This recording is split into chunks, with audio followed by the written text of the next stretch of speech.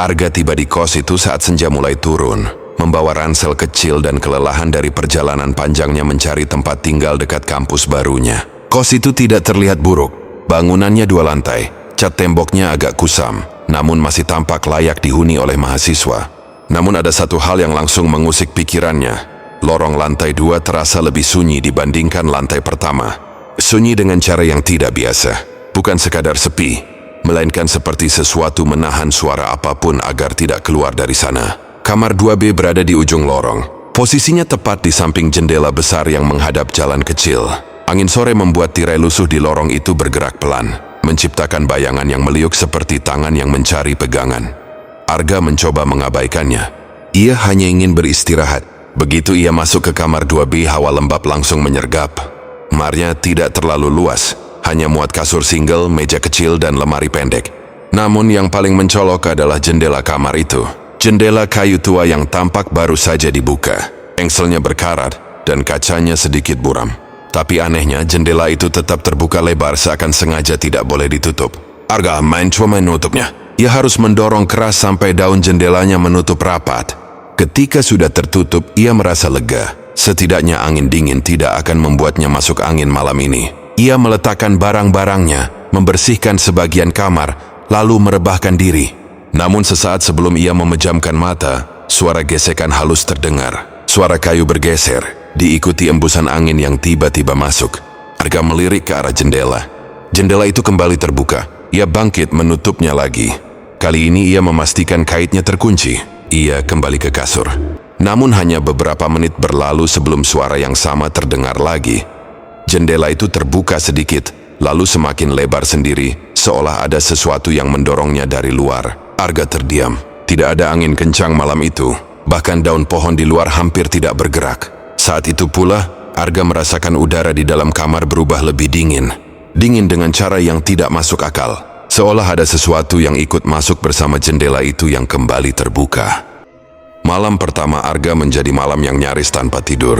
Ia beberapa kali bangun hanya untuk menutup jendela yang terus terbuka sendiri. Ketika ia akhirnya tertidur, itu pun hanya sebentar, sebelum suara lain menarik perhatiannya. Suara langkah kaki di lorong. Langkah itu lambat, berat, dan teratur. Bukan seperti mahasiswa yang pulang larut malam, bukan juga seperti penjaga kos. Langkah itu seperti seseorang yang menyeret kakinya di atas lantai yang dingin. Arga membuka matanya lebar-lebar. Tubuhnya tidak mau bergerak, seolah rasa takut membuat tubuhnya membatu. Langkah itu berhenti tepat di depan pintu kamarnya. Tidak ada ketukan, tidak ada panggilan, hanya keheningan yang menggantung. Lalu terdengar suara napas panjang berat, seakan seseorang sedang berdiri di depan pintu, mengintip celah kecil yang ada di bagian bawah. Arga memaksa dirinya untuk bangun. Ia mendekati pintu dengan hati-hati. Seketika ia melihat ke bawah, ia tidak menemukan apapun. Tidak ada bayangan kaki. Tidak ada tanda-tanda keberadaan manusia.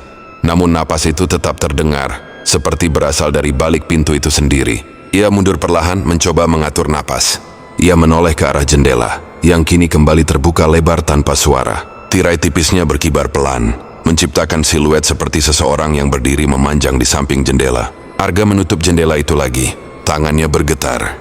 Ia bahkan sempat menyumpal celahnya dengan kain agar tidak terbuka. Namun sesudah ia mundur beberapa langkah, terdengar suara ketukan halus di kaca. Ketukan yang teratur, seolah seseorang mengetuk dari luar. Ketika Arga memberanikan diri menoleh, ia hanya melihat gelap. Tetapi ketukan itu tidak berhenti. Setiap kali ia mendekat, suara itu menghilang. Setiap kali ia menjauh, suara itu kembali ada. Seolah sesuatu ingin memastikan ia memperhatikannya. Lorong kembali sunyi. Langkah kaki berhenti total. Namun entah mengapa, Arga merasa seolah sosok yang tadi berdiri di depan pintunya sekarang berada di dalam kamar. Berdiri di sebelah jendela yang berkali-kali terbuka sendiri. Dan malam itu untuk pertama kalinya Arga merasakan bahwa tinggal di kamar 2B mungkin adalah keputusan yang salah. Keesokan paginya, Arga bangun dengan kepala berat. Entah ia tidur atau hanya tertidur sesaat, yang ia tahu hanyalah matanya terasa perih. Dan tubuhnya seolah tidak sempat beristirahat sama sekali. Ia membuka jendela yang tentunya dalam keadaan terbuka penuh sejak subuh. Udara pagi yang lembab masuk, namun udara itu tidak membawa ketenangan. Justru membuat bulu kuduknya meremang.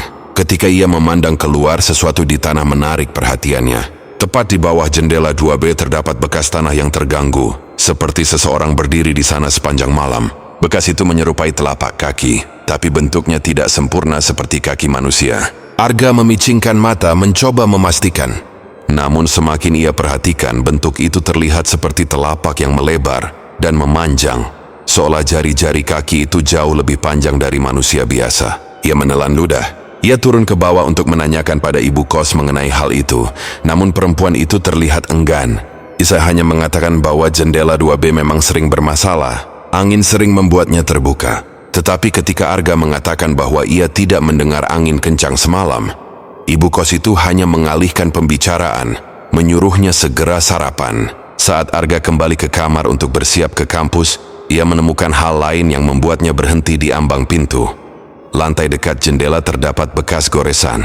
Goresan panjang, seperti cakaran yang dibuat oleh benda ronsing. Goresan itu tidak ada semalam. Arga yakin itu. Jendelanya juga tampak berubah, seperti ada yang menekan kaca dari luar, meninggalkan bekas berminyak yang menyerupai 5 garis tipis. Seolah ada tangan yang menempel di sana saat malam masih gelap. Arga berdiri lama di sana. Ia mencoba mengabaikan semua itu dengan logika. Mungkin itu bekas serangga besar. Mungkin itu bekas anak kos lain.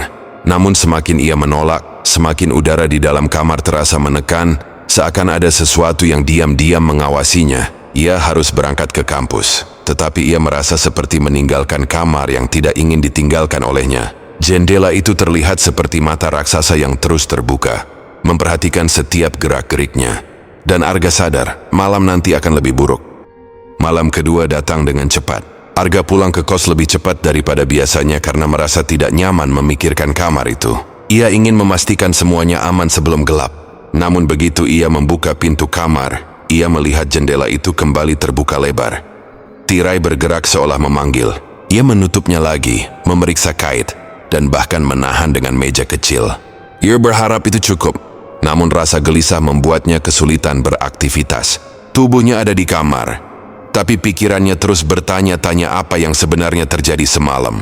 Bekas jejak kaki aneh dan goresan misterius itu menempel di kepalanya. Ketika malam benar-benar tiba, suasana kembali berubah. Angin malam terasa berat, seolah membawa sesuatu yang tidak terlihat. Arga mencoba fokus pada tugasnya, tapi suara dari luar jendela tidak bisa ia abaikan. Suara gesekan, seperti sesuatu sedang merayap perlahan di tembok luar. Arga mendekat. Namun sebelum ia sempat menyentuh tirai, sebuah bayangan melintas cepat dari luar jendela. Bayangan memanjang, tidak wajar, lebih tinggi daripada manusia biasa. Ia bergidik. Ia tidak berani membuka jendela untuk memastikan. Ia menunggu beberapa menit, memaksa dirinya tenang. Ia berbaring, mencoba tidur lebih awal. Namun menjelang tengah malam, suara ketukan halus kembali terdengar di kaca. Ketukan yang ritmis, ketukan yang sama seperti malam sebelumnya. Arga menegakkan tubuh. Ketukan itu berhenti. Ia mengusap wajahnya. Ia tahu dia tidak boleh mendekat. Namun sesuatu dalam dirinya berkata bahwa ia harus melihat. Ia harus tahu. Ia mendekat perlahan, menyingkap tirai, dan hatinya seketika berdegup cepat. Tidak ada apa-apa. Namun kaca jendela terlihat seperti baru saja diembuskan udara dingin, meninggalkan bekas kabut samar. Dan di tengah kabut itu, terlihat bekas jari panjang, 5 garis. Seperti seseorang menempelkan tangan di sana hanya beberapa detik sebelum ia menyingkap tirai. Arga mundur perlahan. Jendela itu kembali terlihat seperti sesuatu yang hidup. Dan ia tahu malamnya baru saja dimulai. Pagi hari berikutnya tidak memberi Arga jeda apapun. Ia bangun dengan tubuh lelah, meski ia yakin tidak sepenuhnya tidur. Cahaya matahari yang masuk dari jendela membuat kamar tampak sedikit lebih normal, tetapi rasa dingin yang menggantung masih sama. Ketika ia membuka tirai, ia melihat jendela itu sekali lagi berada dalam posisi terbuka. Meskipun ia sudah menahannya dengan meja semalam, meja kecil itu tergeser hampir 2 meter dari tempat sebelumnya, seperti diseret. Arga memeriksa lantai dan hatinya langsung berdegup. Dari ujung jendela ke arah kasurnya terdapat 3 garis panjang seperti cakaran. Goresan-goresan itu tampak baru. Kayu pada lantai terlihat terkelupas. Yang membuat semuanya semakin tidak masuk akal adalah arah goresan itu. Goresan tersebut mengarah dari jendela menuju kasur, bukan sebaliknya. Seolah sesuatu merangkak masuk semalam, mendekatinya saat ia tidur. Ia memandangi garis-garis itu lama. Bagaimana mungkin seseorang masuk dari jendela lantai 2 tanpa suara? Dan mengapa jejak itu terlihat jauh dari wajar? Terlalu panjang, terlalu dalam, seperti sesuatu dengan tangan yang memiliki kekuatan tak lazim. Sebelum pergi ke kampus, Arga mencoba membersihkan goresan itu. Namun meski ia menggosoknya berkali-kali, garis itu tetap terlihat jelas. Bekas itu seolah tertanam di lantai. Tidak ada gunanya mencoba menghapus apapun yang bukan berasal dari dunia yang ia pahami. Sepulang kuliah, ketegangan Arga semakin menjadi. Ia duduk di kamar sambil menatap jendela itu tanpa henti, seperti mengawasi musuh yang sewaktu-waktu akan menyerang. Ketika malam mulai turun, suara dari lorong kembali muncul. Namun kali ini bukan langkah kaki. Suara itu lebih halus, seperti seseorang sedang berbisik jauh di ujung lorong. Semakin lama, bisikan itu mendekat. Arga tidak bisa membedakan kata-katanya. Hanya suara lirih yang mengalir seperti nafas yang menekan. Suara itu terus mendekat perlahan hingga akhirnya terasa berada tepat di depan pintunya. Arga menahan napas. Jendela di belakangnya kembali terbuka dengan bunyi lembut. Suara itu, entah mengapa, membuat seluruh ruangan terasa semakin sempit. Dan malam itu adalah momen ketika Arga mulai yakin bahwa ia tidak sedang diikuti oleh manusia. Malam ketiga menjadi malam yang tidak bisa Arga lupakan. Suara bisikan di lorong perlahan menghilang setelah beberapa jam, tetapi rasa tidak nyaman itu tidak ikut pergi. Bahkan ketika semuanya tampak sunyi, Arga tahu ia tidak sendirian di kamar itu. Ia mematikan lampu dan mencoba tidur. Namun hanya beberapa menit setelah ia memejamkan mata, ia merasakan sesuatu yang sangat jelas. Udara di kamar berubah dingin secara tiba-tiba. Dingin yang berbeda dari angin malam. Dingin yang terasa menempel pada kulit, seperti hawa dari ruang tertutup yang tak pernah tersentuh matahari. Ia membuka mata. Kamar gelap, hanya diterangi cahaya tipis dari luar. Ketika ia menoleh ke arah jendela, ia melihatnya sedikit terbuka. Tidak lebar, hanya celah. Tetapi celah itu cukup untuk membuat tirai berkibar pelan. Arga menatap celah itu lama. Dan di saat ia berpikir untuk menutupnya, sesuatu bergerak di luar jendela. Gerakan halus, seperti seseorang berdiri di sisi luar tembok, memandangi celah itu dari sudut yang tidak seharusnya mungkin. Bayangan itu memanjang ke atas dan ke bawah, terlalu tinggi dan terlalu tipis. Arga membeku. Ia tidak dapat melihat wajahnya, tetapi ia tahu sesuatu sedang menatap balik dari luar sana. Perlahan, celah itu terbuka lebih lebar. Tidak ada suara dari engsel berkarat itu. Hanya gerakan lembut yang membuat jantung Arga berhenti sejenak. Bayangan itu mendekat, dan ia kini bisa melihat sesuatu seperti jari panjang menyentuh bagian luar kaca. 5 garis tipis tertarik perlahan, membuat bekas yang sama seperti malam-malam sebelumnya. Arga tak berani bergerak, napasnya terasa berat. Ketika jendela itu akhirnya terbuka setengah, ia melihat sesuatu bergerak memasuki celah. Tangan kurus panjang dengan jari-jari yang tidak proporsional. Kulitnya pucat, hampir kelabu, dan tampak seperti tidak memiliki daging. Tangan itu meraba perlahan bagian dalam jendela, menggeser tirai, merayap masuk. Arga memejamkan mata, berharap hal itu hanya halusinasi. Namun ketika ujung kasur berderit pelan, ia tahu makhluk itu kini berada di dalam kamar. Dan malam itu menjadi awal dari teror sesungguhnya. Keesokan harinya Arga terlihat pucat saat turun ke lantai pertama. Ibu kos melihatnya dan langsung bertanya apakah ia sakit. Arga ingin menceritakan semuanya. Jendela yang selalu terbuka, tangan aneh itu, suara di lorong. Namun kata-katanya terhenti. Ia tahu bagaimana reaksi orang terhadap cerita semacam itu. Apalagi pemilik kos yang pasti lebih peduli pada citra kosnya. Akhirnya Arga hanya mengatakan bahwa kamarnya terasa drafty dan tidak bisa tidur dengan nyaman. Ibu kos menjawab singkat bahwa banyak penghuni sebelumnya juga mengeluhkan hal serupa, tapi semuanya bertahan karena tidak punya pilihan. Kemudian ia menambahkan satu kalimat yang membuat bulu kuduk Arga meremang. Yang penting jangan buka jendela waktu malam. Di sini anginnya suka aneh. Angin? Arga tahu apa yang ia lihat semalam bukan angin. Ketika ia menceritakan masalah itu pada teman sekelasnya, mereka menanggapinya dengan bercanda, mengatakan Arga mungkin hanya terlalu lelah atau stres. Salah satu dari mereka berkata bahwa kos tua memang sering membuat penghuni baru halusinasi karena suasananya berbeda. Tidak ada yang percaya padanya. Pulang ke kos, suasana terasa lebih menekan. Lorong lantai 2 tampak lebih gelap dari biasanya, seperti lampu tidak mampu menembus kedalamannya. Arga berjalan cepat menuju kamarnya. Begitu ia membuka pintu, ia mendapati jendelanya terbuka sepenuhnya lagi. Tirai terangkat seolah baru saja disentuh sesuatu. Ia menutupnya keras-keras, bahkan mengganjalnya dengan lemari. Tetapi ia tahu itu hanya usaha sementara. Sejak malam sebelumnya, ia yakin makhluk itu sudah tahu kehadirannya. Seolah makhluk itu tidak datang karena jendela terbuka, melainkan jendela terbuka karena ia datang. Arga duduk di kasur dengan kepala di tangan. Tidak ada yang percaya. Tidak ada yang tahu apa yang sebenarnya bersembunyi di luar jendela itu. Dan malam akan datang lagi, tak peduli ia siap atau tidak. Ketika matahari tenggelam, udara dingin kembali merayap dari arah jendela. Arga bisa merasakannya bahkan tanpa melihat. Hawa itu seperti tanda kecil bahwa sesuatu sedang menunggu. Menunggu hingga kamar kembali menjadi gelap. Malam itu Arga memutuskan bahwa ia tidak akan tidur.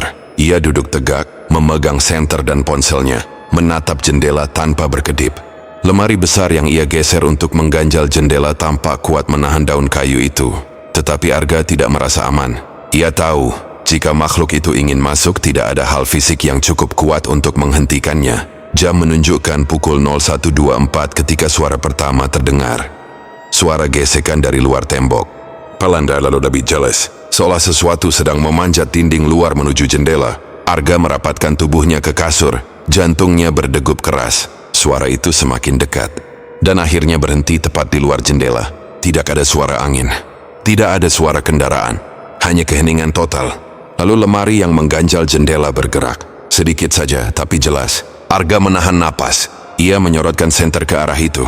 Tidak ada apa-apa. Namun bayangan di balik tirai terlihat bergetar, seperti seseorang berdiri di balik kain itu. Setelah situang Airsyak Lepri itu bergerak lebih jauh, terdorong dengan kekuatan yang tidak masuk akal. Jendela terbuka sedikit. Engselnya menjerit pelan. Arga terpaku. Tangan kurus itu muncul lagi dari celah. Tapi kali ini bukan hanya tangan. Sesuatu seperti lengan panjang merayap masuk, diikuti bayangan tubuh yang melengkung aneh, lebih panjang dari manusia manapun. Arga mundur, tetapi makhluk itu terus menyelinap masuk, sangat pelan, seolah menikmati setiap detik ketakutan yang ia ciptakan. Arga meraih ponselnya, mencoba menyalakan kamera, namun layar ponsel mati sendiri. Senter di tangannya berkedip, lalu padam.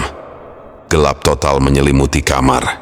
Hanya suara napas makhluk itu yang mengisi ruangan. Napas berat, panjang, yang menandakan ia kini berada sepenuhnya di dalam kamar. Arga merasa kasurnya tenggelam sedikit. Seperti ada sesuatu yang kini naik ke permukaannya. Ia bisa merasakan keberadaannya.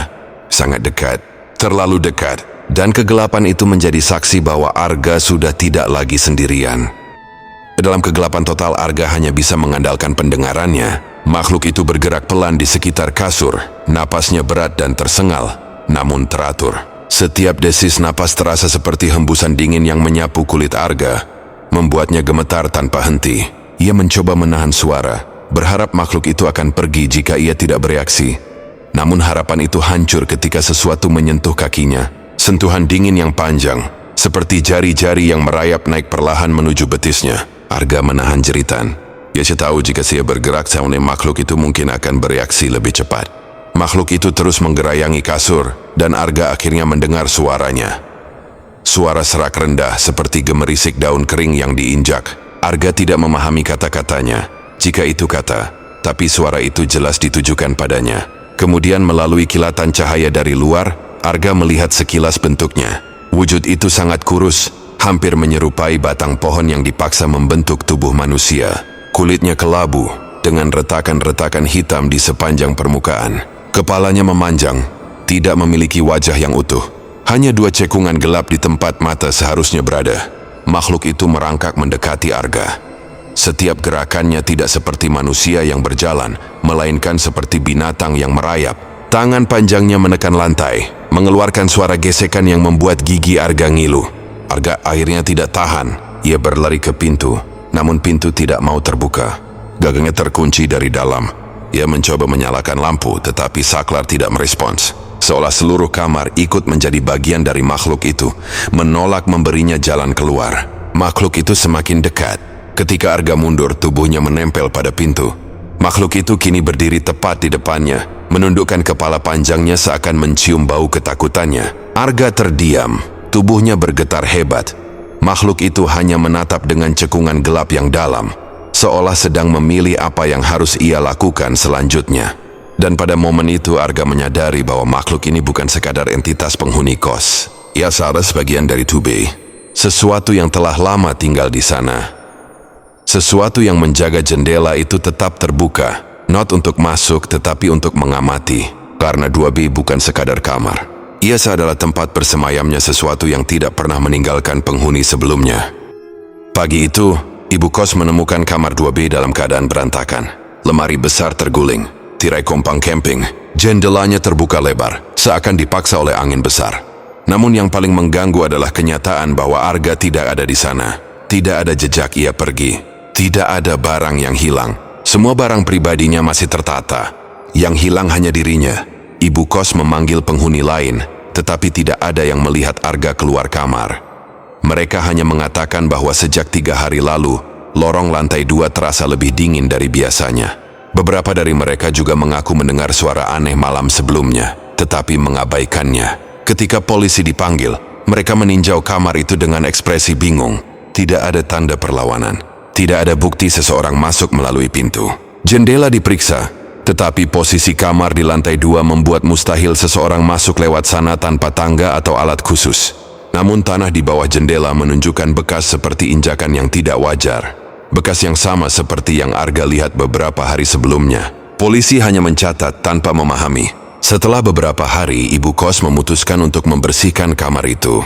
Namun ketika ia mendekati jendela, bulu kuduknya berdiri. Ia merasakan hawa dingin yang menusuk.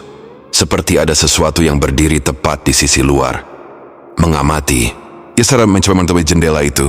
Namun saat tangannya menyentuh daun jendela, engselnya bergetar pelan, seperti menolak. Jendela itu seakan hidup memaksa dirinya tetap terbuka. Dan ketika ibu kos memaksa menutupnya dengan kedua tangan, jendela itu terbuka kembali dengan sendirinya. Pelan, bukan karena angin. Saat itu ia teringat sesuatu. Tentang penghuni sebelumnya yang pergi tanpa pamit.